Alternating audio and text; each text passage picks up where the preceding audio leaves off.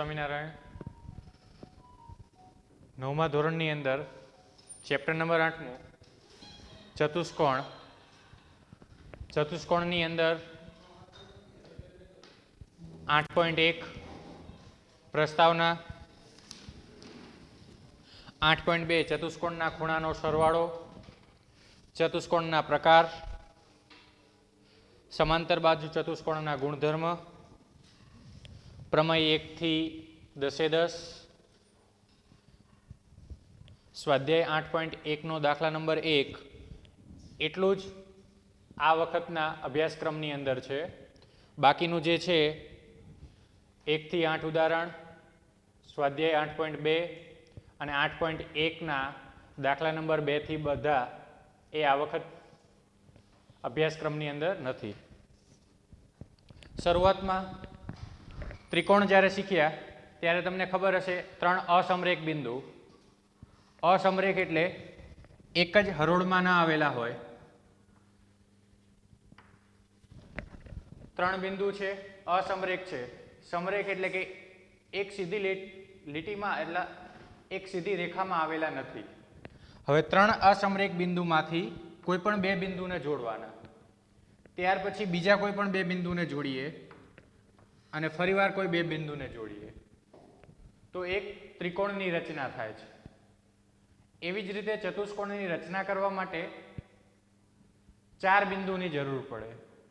હવે 4 સમરેખ બિંદુ હોય તો કેવી રચના થાય? 4 માંથી 3 સમરેખ હોય ને 1 અસમરેખ હોય તો કેવી રચના થાય? 2 સમરેખ ને 2 અસમરેખ હોય તો કેવી રચના થાય? એ જોઈએ. પ્રથમ 3 સમરેખ હોય અને 1 અસમરેખ છે. 3 બિંદુ સમરેખ છે, 1 અસમરેખ છે. તો ફરી પાછા ત્રિકોણની રચના થઈ શકે. 4 બિંદુમાંથી પણ ત્રિકોણની રચના થાય, પરંતુ 3 બિંદુ જે છે એ સમરેખ હોવા જોઈએ અને 1 બિંદુ છે એ અસમરેખ હોવું જોઈએ. હવે 4 બિંદુઓ જો સમરેખ હોય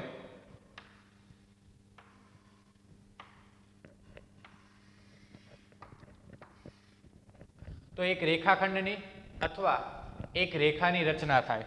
અત્યારે રેખાખંડ છે, સેજ આને આગળ લંબાવો એટલે રેખા બની જાય. તો 4 બિંદુઓ જો સમરેખ સ્થિતિમાં હોય તો રેખા અથવા રેખાખંડની રચના થાય.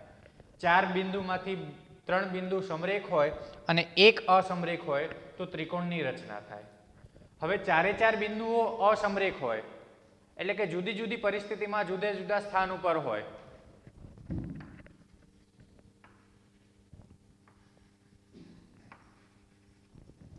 ચાર બિંદુ છે, 4 અસમરેખ છે, સીધી રેખામાં નથી. 4 બિંદુને જોડું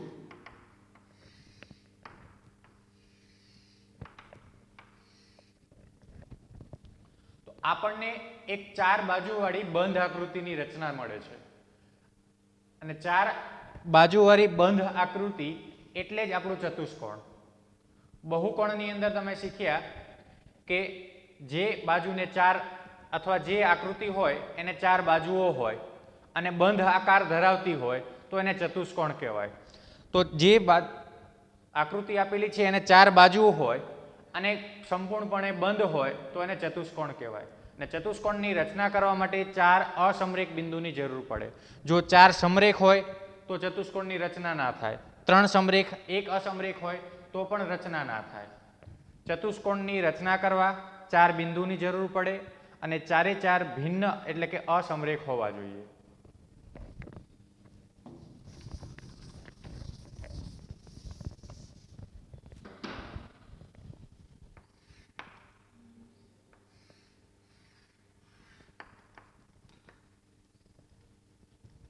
જે ચોરસ દોર્યું છે એ પણ એક ચતુષ્કોણ જ છે, કારણ કે એને 4 બિંદુઓ છે અને 4 અસમરેખ છે.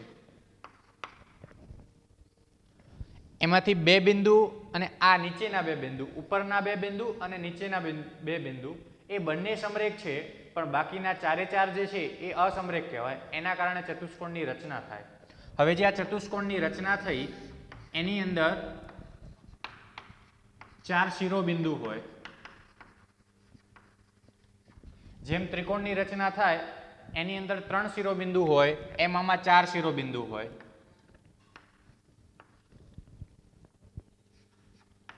A, B, C અને D. ત્યાર પછી ચતુષ્કોણની અંદર 4 બાજુઓ હોય.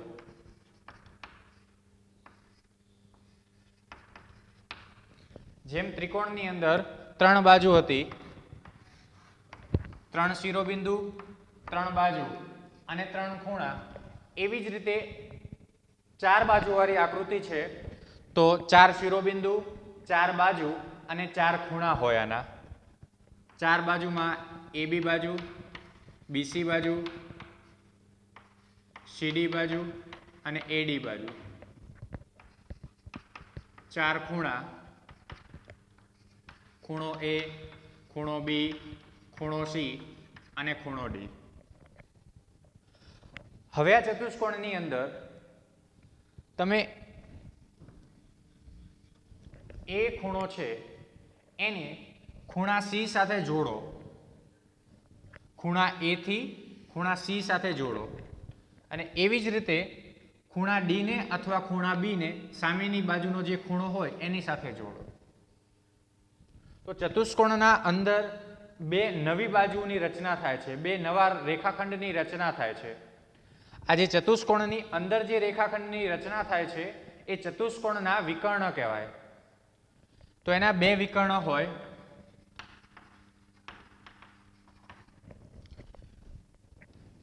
અને વિકર્ણ જ્યારે શીખીએ ત્યારે તમને ખબર હતી કે વિકર્ણ એટલે કેવા, તો કે જે શિરોબિંદુ લ્યો છો એ શિરોબિંદુના પાસેના શિરોબિંદુ છોડી અન્ય શિરોબિંદુને જોડતો રેખાખંડ એટલે વિકર્ણ કહેવાય. એની ગણતરી કરી મેં તો એની પાસેનું શિરોબિંદુ છે D અને B, આ બંનેને છોડી જે બાકીનું શિરોબિંદુ વધ્યું છે ત્યાં જોડતો રેખાખંડ રચવું એટલે વિકર્ણ રચાય. હવે આ વિકર્ણને AC વિકર્ણ કહેવાય, આ વિકર્ણને BD વિકર્ણ કહેવાય અથવા D પણ, અને આને C એ પણ કહી શકાય. તો વિકર્ણ બે હોય, AC વિકર્ણ અને BD વિકર્ણ. તો આ ચતુષ્કોણની પાયાની માહિતી હતી કે ચતુષ્કોણના 4 બાજુ, 4 ખૂણા, 4 શિરોબિંદુ અને 2 એના વિકર્ણ હોય. હવે ચતુષ્કોણને દર્શાવવા માટે નાના ચોરસનો ઉપયોગ થાય છે. જેમ ત્રિકોણને દર્શાવવા માટે આપણે ત્રિકોણની આકૃતિ દોરીએ છીએ, આ એમ એનો સંકેત છે. કોઈ દાખલાની અંદર ત્રિકોણનો સંકેત આપેલો હોય અને પછી લખેલું હોય ABC, તો આપણે એને એમ વાંચીએ છીએ કે ત્રિકોણ ABC. એવી જ રીતે જો અહીંયા ચોરસ આપેલું હોય અને પાછળ લખેલું હોય ABCD, તો આપણે એને એમ વંચાય કે ચતુષ્કોણ ABCD. એટલે કે આ જે ચોરસ છે એ ચતુષ્કોણનો સંકેત છે.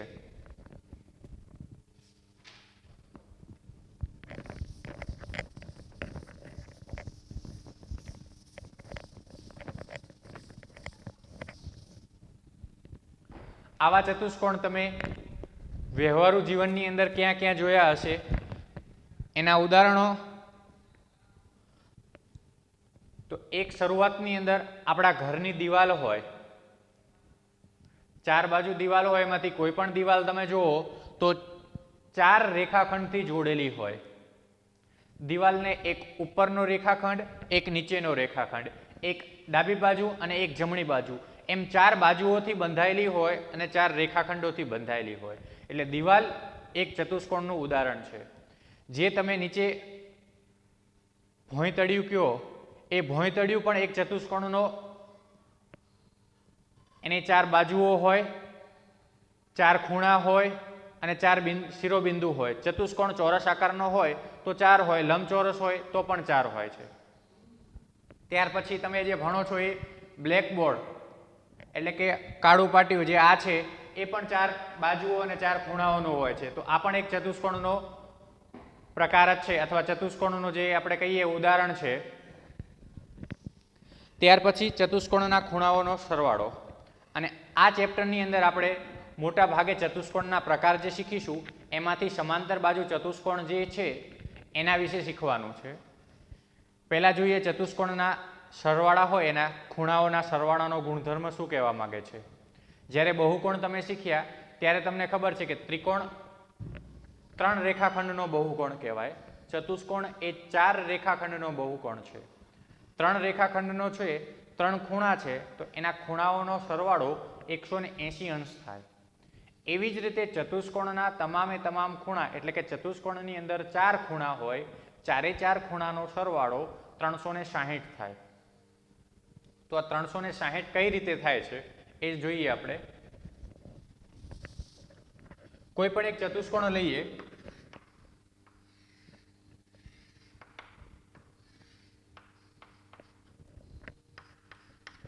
P, Q, R અને S. 4 બિંદુઓ છે, 4 રેખાખંડ એટલે કે 4 બાજુઓ છે અને 4 ખૂણાઓ છે. ખૂણો P, ખૂણો Q, ખૂણો R અને ખૂણો S. એટલે કે ચતુષ્કોણની રચના થઈ ગઈ. ચતુષ્કોણની રચના થવા માટે 4 ખૂણા, 4 બાજુ અને 4 શિરોબિંદુ હોય. હવે જોઈએ આપણે આ ચતુષ્કોણના આપણે 2 વિકર્ણ પણ ભણી ગયા કે એને 2 વિકર્ણ હોય, એમાંથી કોઈ પણ એક વિકર્ણ આપણે દોરીએ. Q થી S દોર્યું એ આ એક વિકર્ણ છે. સાથે સાથે અહીંયા લખીએ QS એ વિકર્ણ છે. હવે આપણે ચતુષ્કોણના ખૂણાનો સરવાળો શીખવો હોય તો આપણે એક વિકર્ણ દોર્યું એટલે 2 નવી આકૃતિ તૈયાર થશે. એક ચતુષ્કોણમાંથી 2 નવી આકૃતિ તૈયાર થઈ. એ બંને આકૃતિની અંદર આપણે જોઈશું તો ત્રિકોણ દેખાશે. એક PQS એ એક ત્રિકોણ છે, એવું ને એવું નીચેનું બીજું ત્રિકોણ છે QRS. એટલે કે 2 ત્રિકોણની રચના થઈ. હવે બંને ત્રિકોણ અને ત્રિકોણનું તમે શીખી ગયા છો કે ત્રિકોણ હોય તો એના ત્રણેય ખૂણાનો સરવાળો કેટલો થાય? 180. હવે આ પ્રથમ ત્રિકોણ છે તો આના ખૂણાનો સરવાળો 180 થશે. એવું ને એવું બીજું ત્રિકોણ છે તો એના પણ ખૂણાનો સરવાળો 180 અંશ થશે. એક ચતુષ્કોણમાંથી 2 ત્રિકોણની રચના કરી તમે તો એક ત્રિકોણના 180 હોય તો 2 ત્રિકોણના 180 અને 180 એટલે કે કેટલા થાય? તો બંને ત્રિકોણના ભેગા કરશો એટલે કે 360 થશે. જે આપણે સાબિત કરવાનું છે કે ચતુષ્કોણના ચારેય ખૂણાનો સરવાળો 360 થાય. જોઈએ અહીંયા ત્રિકોણ કયું થાય? ત્રિકોણ PQS.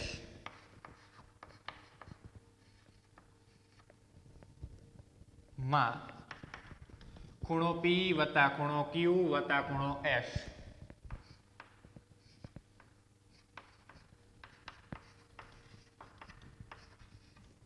તમારી ટેક્સ્ટબુકની અંદર ખૂણાના આખા નામ આપેલા છે. અહીંયા આપણે ફક્ત ખૂણો એક જ લીધેલો છે. ટેક્સ્ટબુકની અંદર તમને આપેલું છે કે ખૂણો જે હોય P ખૂણો દર્શાવવો હોય તો આપણે કઈ રીતે દર્શાવીએ? તો કે ખૂણો QPS અથવા SPQ. આ P ખૂણો દર્શાવ્યો છે એને એમ પણ દર્શાવી શકાય ખૂણો PQPS અથવા ખૂણો SPQ. જ્યારે ખૂણાના પ્રકાર વિશે શીખ્યા ત્યારે તમને એમ કીધેલું કે ખૂણો એટલે કે જે 3 બિંદુઓ આપેલા હોય એમાંથી જે વચ્ચેનું હોય એને ખૂણો કહેવાય. હવે અહીંયા બંનેમાં વચ્ચે P છે તો આ ખૂણા P ની જ વાત કરે છે અને આ ખૂણો P તો નકરો લખેલો છે. હવે આમ પણ સમજી શકો છો, આમ પણ સમજી શકો છો. શરૂઆતમાં આપણે નકરા ખૂણા લખીએ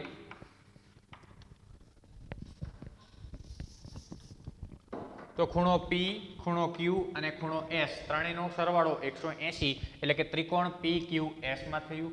હવે એવું ને એવું બીજું ત્રિકોણ બને છે અહીંયા SRQ. તો ત્રિકોણ SRQ માં ખૂણો S વત્તા ખૂણો R વત્તા ખૂણો Q બરાબર 180. હવે આ બંનેનો સરવાળો કરીએ આપણે.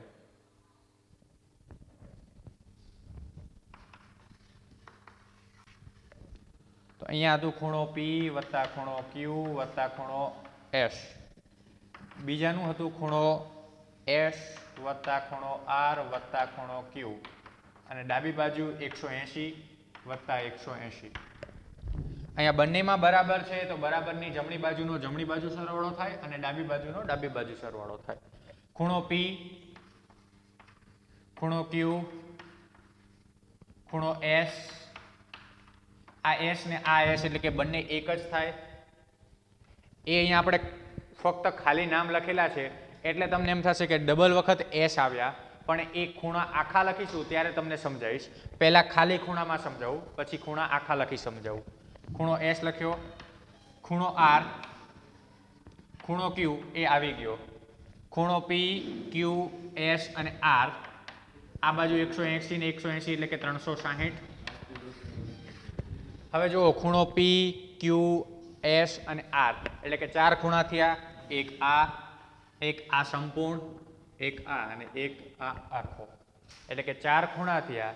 એ ચારેય ખૂણાનો સરવાળો 360 થયો. હવે આ ખૂણાને તમારે ટેક્સ્ટબુકની અંદર એવું આપેલું છે કે ખૂણો એસ પી ક્યુ વત્તા ખૂણો પી ક્યુ એસ વત્તા ખૂણો ક્યુ એસ પી બરાબર 180. એવી જ રીતે બીજા ત્રિકોણ, આ બીજાના ત્રિકોણની વાત કરીએ. પહેલું હતું PQS વાળું, બીજું લઈએ RQS વાળું. એની અંદર RQS પ્લસ ખૂણો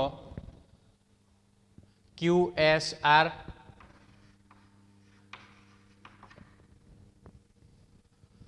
SRQ ખૂણો SRQ બરાબર 180. હવે આ બંનેનો સરવાળો કરો તો ડાબી બાજુ અને જમણી બાજુ બે અલગ અલગ છે. તો જમણી બાજુનો સરવાળો, ડાબી બાજુનો ડાબી બાજુ. જમણી બાજુ પહેલામાં 180 છે, બીજામાં 180 છે. 180 અને 180 નો સરવાળો 360. હવે રહ્યું આ બાજુ ખૂણો SPQ. SPQ એટલે કે ખૂણો કયો વાત કરી છે? P, એને ખૂણો P કહેવાય, પ્લસ ખૂણો PQS. PQS એટલે કે આ ખૂણાની વાત કરી. હવે અહીંયા નીચે જુઓ કે ખૂણો એવો ને એવો બીજો કયો છે કે RQS એટલે કે ખૂણો આ અને આ. આ બંનેનો સરવાળો કરશો તો તમને કયું મળશે? PQS એટલે કે આટલા ખૂણાની વાત થાય છે. બીજામાં છે, બીજા ત્રિકોણની અંદર RQS એટલે કે અહીંયા Q નંબરનો ખૂણો છે, એના બે ભાગ પાડેલા છે. પહેલા આ ભાગની વાત કરે છે તો આટલાનો સમાવેશ થશે, પછી બીજા ભાગની અંદર આની વાત કરે છે તો આ સમાવેશ થશે. હવે આ બંનેનો જો સરવાળો જ કરવાનો છે તો સરવાળો કરીશું એટલે કે આખો ખૂણો બની જશે. આનો અને આનો સરવાળો કરો એટલે આખો ખૂણો બની જાય. આખો ખૂણો એટલે કે ખૂણો Q પ્લસ QSP એટલે કે આ અડધા ખૂણા. એવી જ રીતે નીચે પણ વાત કરેલી છે કે ખૂણો QSR. આ અડધો અને આ અડધો બંનેનો સરવાળો કરું એટલે કે આખો ખૂણો S બનશે. તો ખૂણો S અને ખૂણો R. 4 ખૂણાઓ થઈ ગયા, એનો સરવાળો 360. અહીંયા શોર્ટમાં તમને ડાયરેક્ટ સમજાયું કે આવા ખૂણાના 3 નામ નથી લખેલા. 3 નામ લખો ત્યારે તમને ખબર પડે કે ખૂણો PQS એટલે કે આ Q ખૂણો છે એનો અડધો ભાગ દર્શાવે છે. એવી જ રીતે બીજા ત્રિકોણની અંદર પણ Q ખૂણાના અડધા ભાગ દર્શાવે. એટલે કે એક જ ખૂણાના બે ભાગ પડ્યા છે. જેમ રચનામાં તમે દ્વિભાજક શીખી ગયા એવી જ રીતે ખૂણા Q ના બે ભાગ પડ્યા, અને બંને ભાગનો સરવાળો કરીશ ત્યારે આખો ખૂણો Q તો મળવાનો છે. એટલે આનો સરવાળો ને આનો સરવાળો ખૂણો Q. એવી જ રીતે ખૂણા S માં પણ થશે. 4 ખૂણા મળ્યા, 4 ખૂણાનો સરવાળો 360. ત્યાર પછી જોઈએ ચતુષ્કોણના પ્રકારો.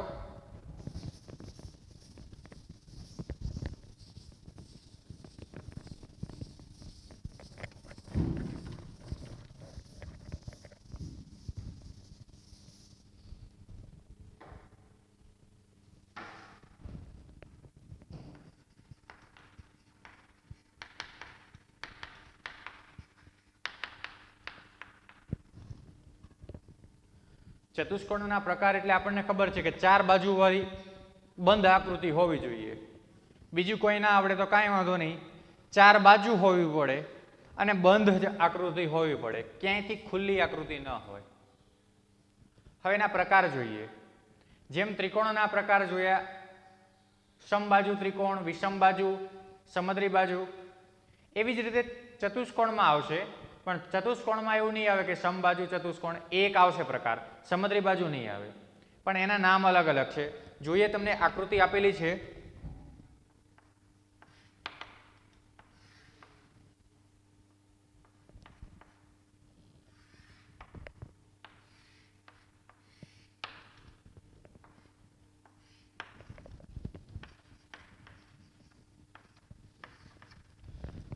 આ ચતુષ્કોણનો પહેલો પ્રકાર છે.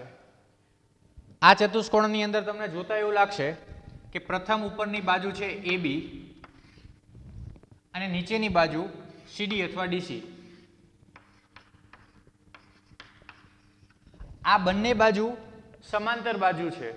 જેમ તમે બાજુમાં શીખી ગયા કે જે બંને બાજુ અથવા કે કોઈ પણ બે રેખાઓ એક જ સમતલની અંદર ક્યાં પણ છેદતી નથી અથવા છેદવાની કોઈ પણ શક્યતા નથી. હવે આ બંને તમે ગમે એટલી લંબાવો તો આ બંને એક જ સમાંતર જ લંબાતી જશે. અહીંયા 5 સેન્ટીમીટરનું અંતર હશે તો અહીંયા પણ 5 હશે. એમ આગળ ગમે એટલી લંબાવશો બધી જગ્યાએ 5-5 સેન્ટીમીટરનું અંતર આવશે.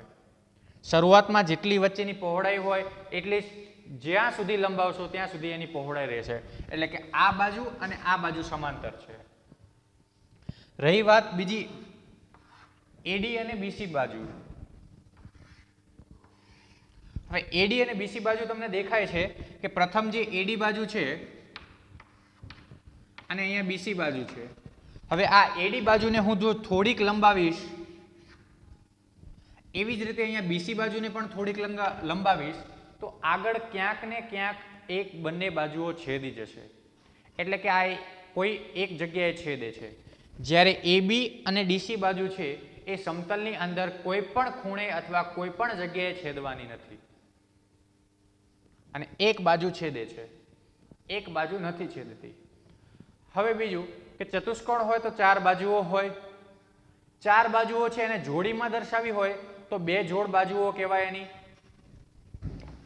એક આ બાજુ, એક આ બાજુ. એટલે કે ચતુષ્કોણને 2 જોડી બાજુ હોય.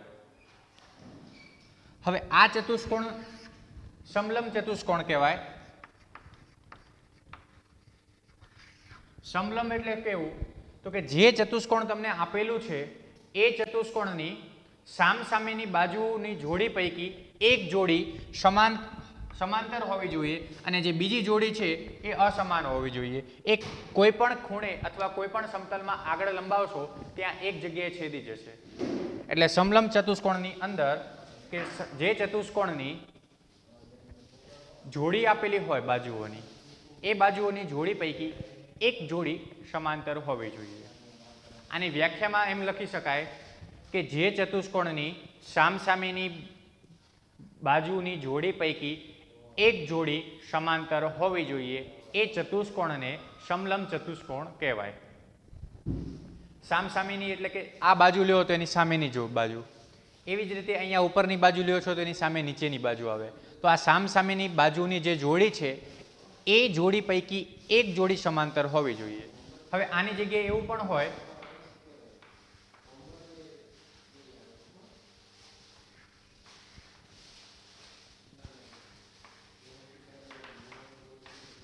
આમ આડું ચતુષ્કોણ આપેલું છે તમને. અહીંયા ઉપરની અને નીચેની જે બાજુ છે એ સમાંતર હતી. અહીંયા ડાબી બાજુ અને જમણી બાજુની જે બાજુ છે એ સમાન છે. ચતુષ્કોણ છે એની સામસામેની બાજુઓની જે જોડી છે એ પૈકી એક જોડી સમાંતર છે. એટલે કે AD અને BC એ બંને સમાંતર છે. સમાંતર એટલે સમાન માપની નહીં, પણ એ ક્યાંય સમતલની અંદર છેદશે નહીં. સમાન માપની અને સમાંતર એ બંનેની અંદર ડિફરન્ટ છે, અલગ અલગ કહેવાય. સમાંતર એટલે કે એ બંને ક્યાંય છેદવાની નથી, બંનેનું વચ્ચેનું અંતર સમાન હોવું જોઈએ, એ બંને બાજુ સમાન માપની ન હોવી જોઈએ. હવે આ બાજુ નાની છે ને આ બાજુ મોટી છે તો એવું નહીં કે આ સમાંતર બાજુ ચતુષ્કોણ, આ સમાંતર બાજુ ન કહેવાય. સમાંતર બાજુ એટલે કે બંનેનું અંતર સમાન હોવું જોઈએ.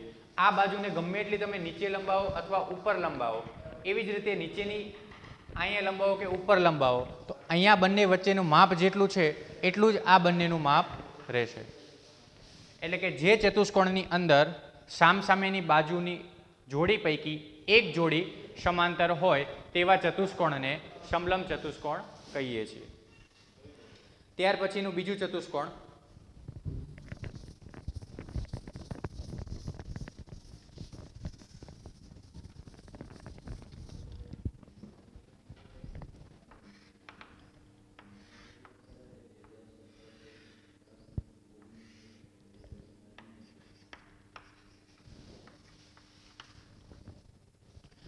અહીંયા ચતુષ્કોણ ABCD આપેલું છે. અગાઉના ચતુષ્કોણની અંદર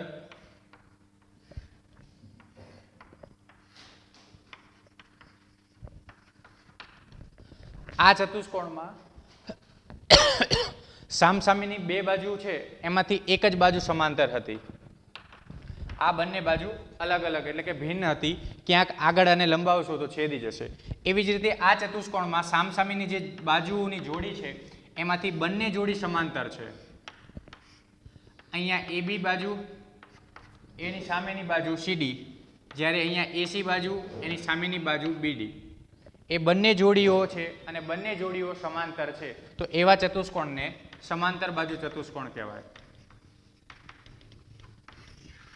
સમાંતર બાજુ ચતુષ્કોણ એટલે જે ચતુષ્કોણ આપેલું છે એની સામસામેની જોડી પૈકી બંને જોડી સમાંતર હોવી જોઈએ. એટલે કે જે ચારે ચાર બાજુઓ છે એમાંથી સામસામેની જે જોડી આવે છે એ આ બંને બાજુ ક્યાંય પણ છેદશે નહીં. AC બાજુને અને BD બાજુને ઉપરના તરફ અથવા નીચેના તરફ ગમે એટલી હું લંબાવું તો આ બંને ક્યાંય પણ છેદશે નહીં. આખા સમતલમાં ક્યાંય છેદવાની નથી. અને AC બાજુ અને BD બાજુનું અહીંયા જેટલું માપ હશે વચ્ચેનું એટલું જ માપ અગાઉ જ્યાં લંબાવીશ ત્યાં સુધી રહેશે. એટલે સમાંતર બાજુ ચતુષ્કોણની અંદર સામસામેની જે બે જોડી છે એ બંને જોડી સમાંતર હોવી જોઈએ. જ્યારે સમલંબા એક જ જોડી સમાંતર હોય અને એક જોડી છે એ ભિન્ન હોય. હવે સમાંતર બાજુ ચતુષ્કોણના પણ અંદર પેટા પ્રકાર આવે છે, વિશિષ્ટ પ્રકાર આવે, જેમ કે ચોરસ, લંબચોરસ, સમબાજુ. આ ત્રણ જે આપેલા હોય એ ચતુષ્કોણના પ્રકાર પણ છે અને સમાંતર બાજુ ચતુષ્કોણના પેટા પ્રકાર પણ છે. અને આ જે ત્રણ છે એ આપણે હવે પછીના પિરિયડની અંદર આગળ જોઈશું. આજે આટલા સુધી રાખીએ.